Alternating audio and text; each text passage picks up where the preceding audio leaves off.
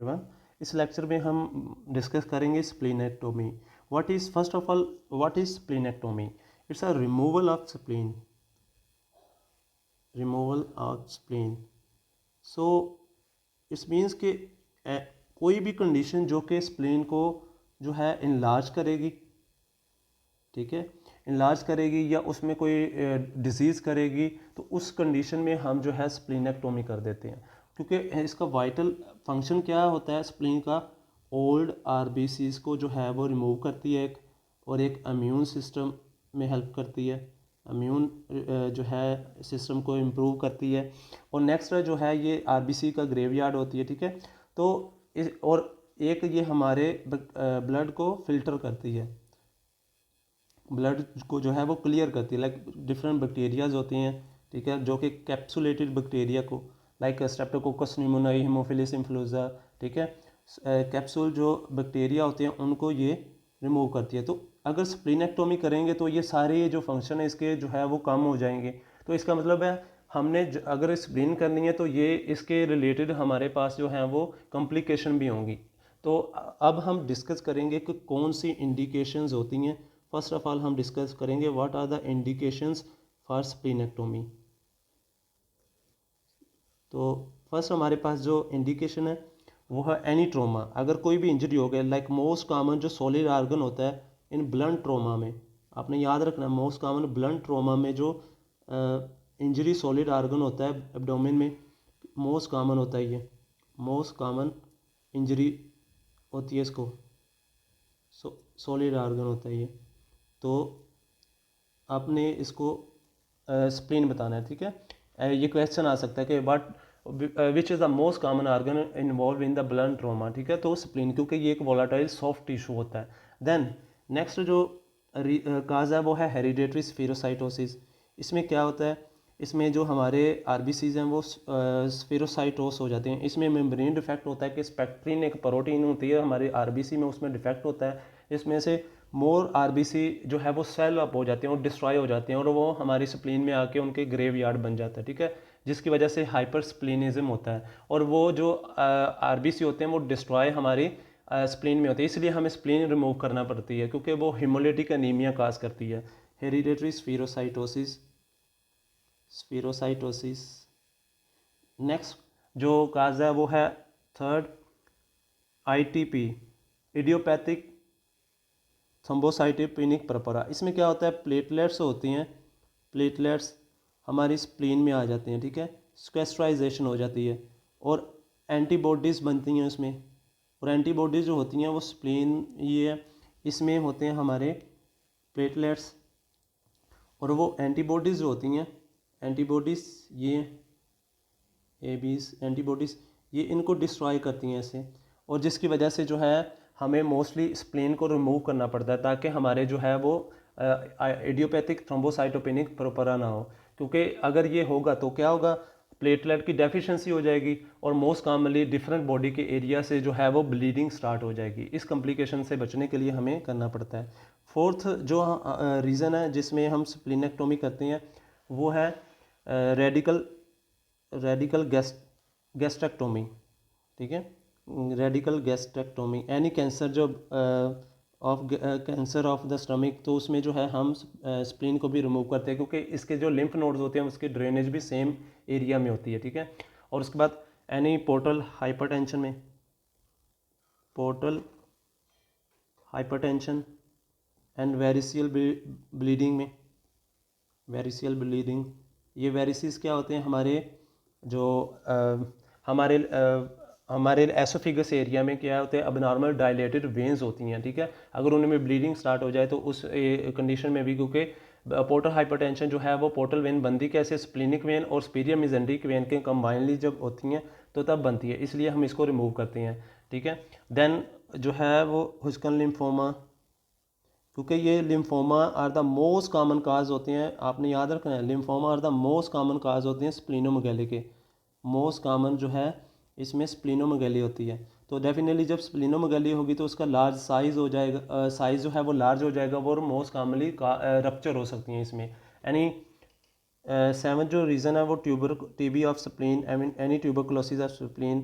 तो इसमें जो है हम रिमूव करते हैं, ठीक है। नेक्स्ट ये रीज़न थी। अब नेक्स्ट जो है हमने देखनी है कि कौन कौन सी और काजेज़ हैं जिसमें हम स्प्लीन को रिमूव कर सकते हैं। अदर काजेज़ जो हैं लाइक गाउचर डिजीज़।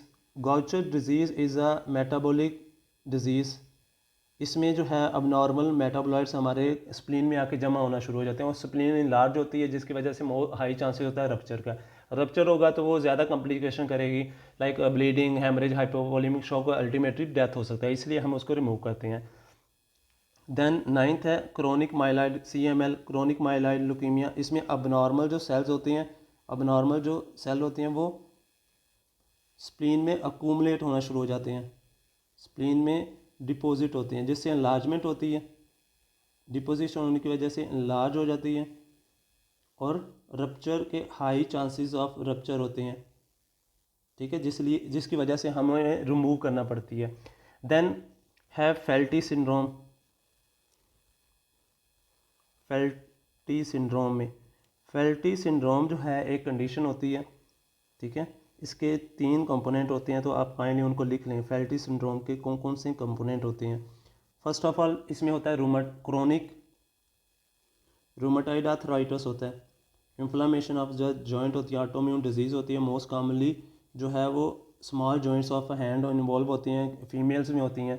जो आर्टिकुलर कार्टिलेज है हमारी बॉडी, हमारे जॉइंट्स की, उसके अगेंस्ट एंटीबॉडीज़ बनती हैं, ठीक है।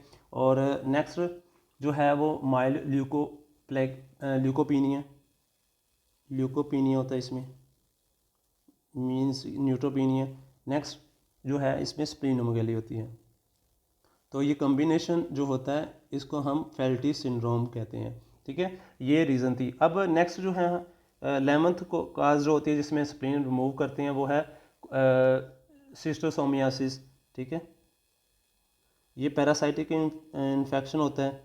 सिस्टोसोमा स्पाइरालिस, ये मोस्ट कॉमनली स्प्लीनिक इलार्जमेंट करता है। उसके बाद नेक्स्ट है splenic artery aneurysm. Splenic artery aneurysm जो है, अगर एनोरिज्म जो है, एनोरिज्म अगर रप्चर कर जाए तो मोस्ट हाई चांसेस होते हैं ब्लीडिंग के और इन्फेक्शन वगैरह के, ठीक है। तो इसलिए हमें वो रिमूव करना पड़ती है, स्प्लीनिक आर्टरी एनोरिज्म, ठीक है। जो 11th एंड जो 13th काज है हमारे पास splenic an infarction, splenic infarction में, ठीक है। अगर कोई इन्फॉक्शन हो गया तो उसमें जो है स्प्लीन को रिमूव करते हैं। Next cystic disease of spleen. Cystic disease of spleen, like there difference cyst जो है वो बन जाते हैं।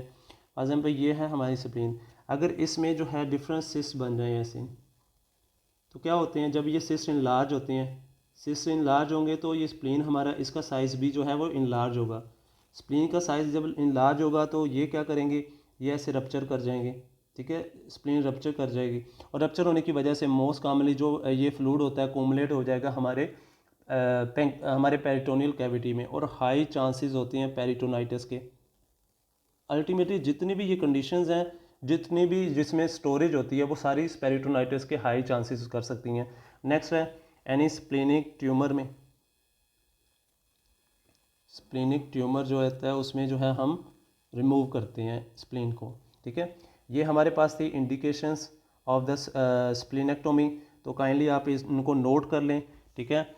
और आप जो है इन सब कंडीशंस में ये क्या होता है, हाई चांसेस होते हैं रप्चर के, तो इसलिए हम उस रप्चर को जो है चांसेस को कम करने के लिए स्प्लीनेक्टोमी करते हैं, ठीक है।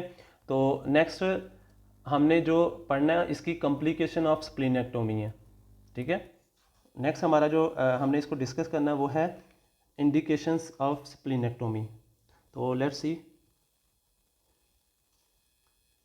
सॉरी, इसको हमने डिस्कस करना है complication of स्प्लीनेक्टोमी।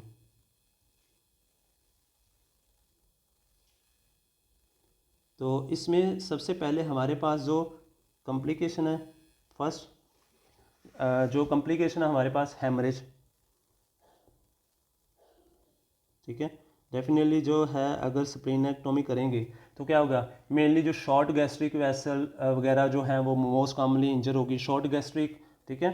Short gastric vessels इंजर हो सकती है जो कि स्टमक के ऊपर सप्लाई करते हैं, और जब री एक्सप्लोरेशन करते हैं या कंट्रोल ऑफ ब्लीडिंग जब नीडेड होती है तो इसमें मोस्ट कॉमनली हेमरेज हो सकती है। नेक्स्ट है गैस्ट्रिक डायलिटेशन, जो कॉम्प्लिकेशन गैस्ट्रिक डायलिटेशन, ये मोस्ट इंपॉर्टेंट, इसके लिए आपको एनाटॉमी पता होना चाहिए। ये है हमारा स्टमक, तो इसके बिल्कुल जो बिलो है वो स्प्लीन होती है यहाँ पे, ठीक है, ये स्टमक है और ये है स्प्लीन, तो नॉर्मली इसके नीचे होती है। लेकिन अगर हम इसको रिमूव कर दें स्प्लीन को, तो क्या होगा, अगर हम इसको रिमूव कर दें तो फिर इसमें देखें क्या कंडीशन होती है। ये हमारा स्टमक है, ये ऐसे नीचे को डायलेट कर जाएगा, ठीक है, क्योंकि वो उसको ज़्यादा स्पेस मिल जाएगी, ऐसे नीचे को डायलेट कर जाएगा क्योंकि इसमें मोर स्पेस होगी उसके डायलेटेशन के लिए, तो इसमें जो है गैस्ट्रिक डायलेटेशन हो जाएगी। तो आई थिंक आपको इसका मैकेनिज्म समझ लग गया होगा कि क्यों इसमें डायलेटेशन होती है। नेक्स्ट है हेमेटोमेसिस होगा, ठीक है। नेक्स्ट जो है हेमेटोमेसिस, इसका मीन्स के कफ जो करते हैं तो उसमें ब्लड आता है, हेमेटोमेसिस, ठीक है। तो इसमें मोस्ट कॉमनली म्यूकसल कंजेशन या शॉर्ट गैस्ट्रिक जो वेसल्स होती हैं उनकी जो है लाइगेशन के दौरान है जो है इंजरी हो सकती है। देन कॉम्प्लिकेशन है कि लेफ़्ट साइड जो है एफ्यूजन हो सकती है, प्लूरल एफ्यूजन हो सकती है, ठीक है, लेफ़्ट साइड प्लूरल एफ्यूजन हो सकती है। और उसके बाद है लेफ़्ट सबफ्रेनिक एब्सेस के, डेफिनेटली हमें पता है कि लेफ़्ट साइड पे लेफ़्ट सबफ्रेनिक मीन्स के डायाफ्राम के नीचे जो है वो एब्सेस हो सकती है, सबफ्रेनिक एब्सेस, इसका मतलब कि ये हमारा डायाफ्राम है, तो इसके बिल्कुल जो है वो नीचे यहाँ पे एब्सेस हो सकती है, ठीक है, ये है एब्सेस, इसको बोलते हैं सबफ्रेनिक एब्सेस। तो नेक्स्ट हमारे पास जो है पेंक्रीटाइटिस हो सकते हैं, ठीक है, मोस्ट कॉमन जो है, अगर हम इसको कॉम्प्लिकेशन में पेंक्रीटाइटिस, अगर कोई इंजरी हो गई है पेंक्रियास को तो उसमें पेंक्रीटाइटिस हो सकता है, ठीक है। जो डैमेज टू द टेल, अगर डेफिनेटली हमें पता है कि पेंक्रियाज है, ये है और ये पेंक्रियाज है, ठीक है, तो इसकी टेल ड्यूरिंग सर्जरी यहाँ पे अगर इंजरी हो जाए, इसकी टेल में इंजरी हो जाए तो क्या होगी, ये पेंक्रीटाइटिस काज करेगी। तो उसके बाद नेक्स्ट हमारे पास जो इसकी कॉम्प्लिकेशंस हैं वो हैं हेमेटोलॉजिकल चेंजेस, हेमेटोलॉजिकल चेंजेस होगी। हेमेटोलॉजिकल चेंजेस मीन्स के इसमें क्या होगा हमारे पास, हेमेटोलॉजिकल चेंजेस में लाइक WBC और प्लेटलेट काउंट जो है वो राइज हो जाएंगे, अब नॉर्मल RBC हो जाएंगे, ठीक है, क्योंकि ये हमें पता है प्लेटलेट जो है वो ज़्यादा हमारे स्क्वेस्ट्राइजेशन जो होती है वो स्प्लीन में होती है, जब स्प्लीन रिमूव कर देंगे वो सारे ब्लड सर्कुलेशन में आ जाएंगे, वो हमें पता है ओल्ड RBC जो है वो स्प्लीन रिमूव करती है, ठीक है। तो इसका जो जब स्प्लीन को रिमूव कर देंगे वो नॉर्मल RBC हमारे सर्कुलेशन में आ जाएंगे। तो नेक्स्ट है गैस्ट्रिक फिस्टुला हो सकता है, गैस्ट्रिक फिस्टुला, अगर कोई इंजरी हो गई है हमारे स्टमक को ड्यूरिंग सर्जरी तो इसमें जो है वो गैस्ट्रिक फिस्टुला बन सकता है। नेक्स्ट है लेफ़्ट साइडेड कोलोनिक इंजरी, क्योंकि कोलोन जो है बिल्कुल जो है वो नियर होती है इसके स्प्लीन के, ड्यूरिंग सर्जरी स्प्लीनेक्टोमी कोई भी इंजरी होगी तो लेफ़्ट साइडेड कोलोनिक इंजरी हो सकती है, ठीक है। तो नेक्स्ट हमने जो देखना है कि इन्फेक्शन, कोई भी इन्फेक्शन जो है हो सकता है, अगर इंजरी करते हैं, अगर स्टीरिलाइजेशन प्रॉपर नहीं हुई है तो पोस्ट स्प्लीनेक्टोमी सेप्टिसीमिया हो सकता है, ठीक है।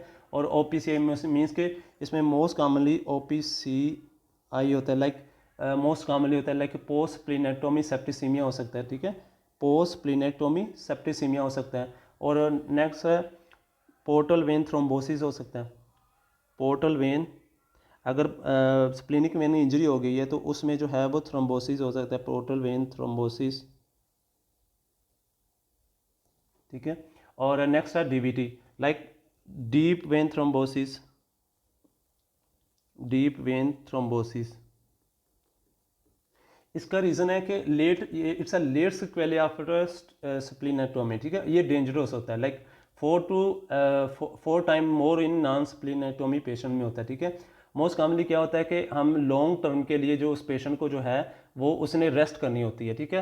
तो रेस्ट करनी होती है तो क्या होता है, मोस्ट कॉमनली हमारी जो बॉडी है उसमें जो लोअर लिम्ब के जो वेन्स हैं उसमें हमारा ब्लड अकोमुलेट होता है और वहाँ पे कोगुलेशन हो सकती है, थ्रोम्बस बन सकता है।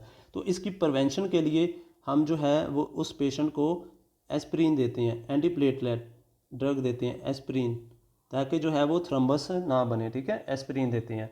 तो ये कॉम्प्लिकेशंस थी और आई थिंक आई होप आपको ये समझ आ चुका होगा इनका कि मोस्ट कॉमनली जो है हेमरेज होती है first, then gastric dilatation, haematemesis, left sided effusion होती है, ठीक है, और left phrenic abscess, pancreatitis, inflammation of pancreas, haematological changes like high RBCs हो जाते हैं, ठीक है, gastric fistula, left sided colonic injury, infection हो सकते हैं। मोस्ट कॉमनली जो पोस्ट जो है वो स्प्लीनेक्टोमी इन्फेक्शंस होते हैं लाइक हीमोफिलिस इन्फ्लुएंजा, सेप्टिसीमिया और सेप्टोकोकाई निमोनिया, मीन्स कैप्सुलेटेड बैक्टीरिया का इन्फेक्शन ज़्यादा होगा, पोर्टल वेन थ्रोम्बोसिस और deep vein thrombosis. Thank you so much.